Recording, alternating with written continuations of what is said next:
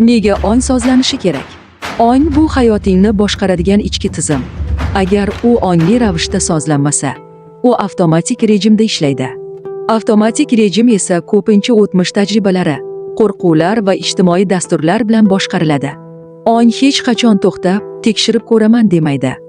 U shunday ishlaydi, avval qanday bo'lgan bo'lsa, yana shunday qiladi. Shu sabab odamlar bir xil muammolarga qayta tushadi. Bir xil pul chegarasidan o'tolmaydi.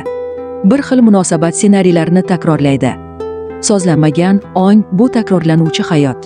Miya tashqi dunyoni to'liq qabul qilmaydi.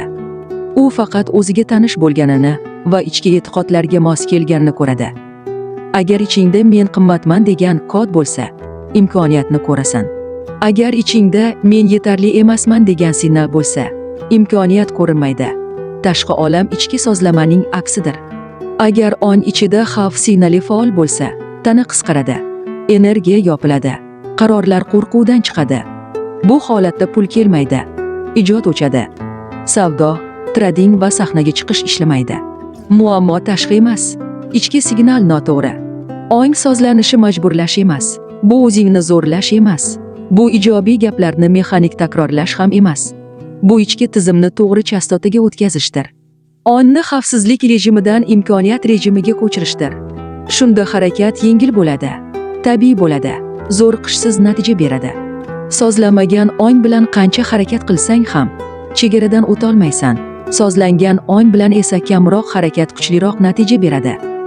Natijani harakat emas, sozlama belgilaydi. Ong boshqarilmaganining yomon oqibatlari. Agar ong boshqarilmasa, u senga xizmat qilmaydi. U seni eski rejimda ushlab turadi. Bu rejim tashqaridan ko'rinmaydi, lekin hayotning barcha sohalarini ichkaridan sekin yemiradi. Inson ongli ravishda yutuqni xohlaydi, lekin boshqarilmagan ong xavfni ko'radi.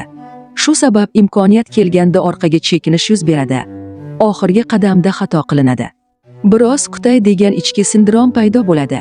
Ong yutuqni emas, xavfsizlikni tanlaydi. Boshqarilmagan ong o'tmishdagi og'riqni me'yor deb qabul qiladi. Tanish azob noma'lum baxtdan ustun qo'yiladi. Shuning uchun bir xil muammolar qayta keladi. Bir xil odamlar hayotga kirib chiqadi. Bir xil yo'qotishlar takrorlanadi.